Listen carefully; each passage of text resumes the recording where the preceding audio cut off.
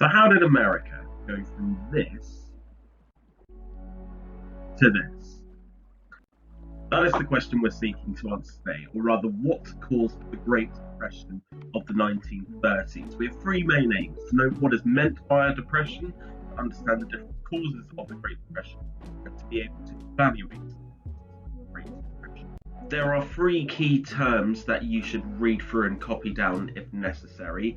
Depression, this refers to a long period of economic decline marked by failing businesses and high unemployment.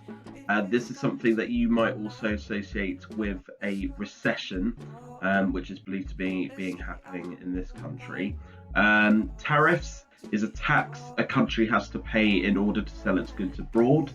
And finally, speculation is a type of gambling where money is invested in the hope of making a profit.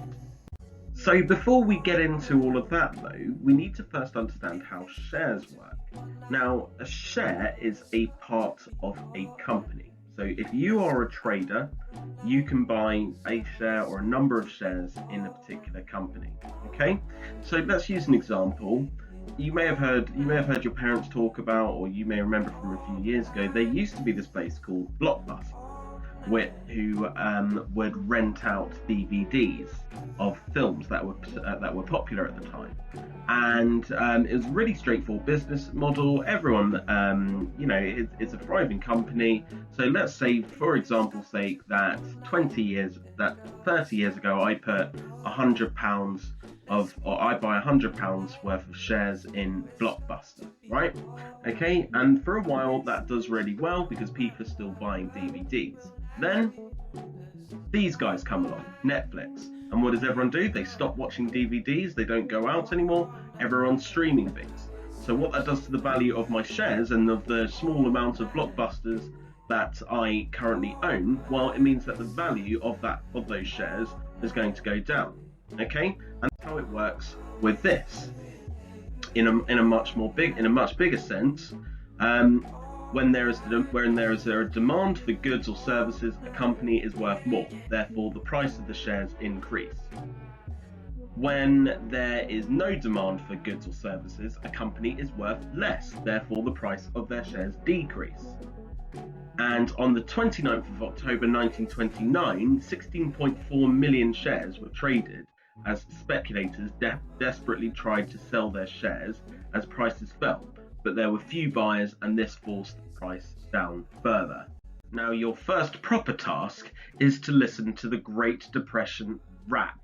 I know, and I'm telling you, Year 9, if this track was a fish, it would be a tuna. It is astonishingly good. But it's also got an important message to it. And I want you to listen to it and just jot down in bullet points or a spider diagram, whatever suits you, what the rap tells you about the causes of the Great Depression. Okay? Then you want to read this timeline of the Great Depression. Just read through it. If you can print it off, then that'd be great. But reading through is fine. And that leads to this point, which refers to the famous saying, "When America sneezes, the world catches a cold." So have a think about what is meant by that quote. For your second big task, you need this Word document in front of you. And you need to read the headings for the American economy crashing. And below that are details for each reason. You need to link up or number them and match up to the reason with the heading. Then make a judgment using evidence from the previous lessons, the rap, the resource sheet from this lesson, as well as your own understanding of this topic, to answer the question, which reason do you think is the key one as to why the American economy crashed in 1929? Explain your view in your book with a short paragraph. Okay, make sure there's some evidence in there. Remember that Peel structure. Okay, so that's enough from me. But if you want to contact me about the work, then just email me or give me a message on Teams, or drop our group a message on Teams. Okay, but otherwise upload to Frog. Best of luck.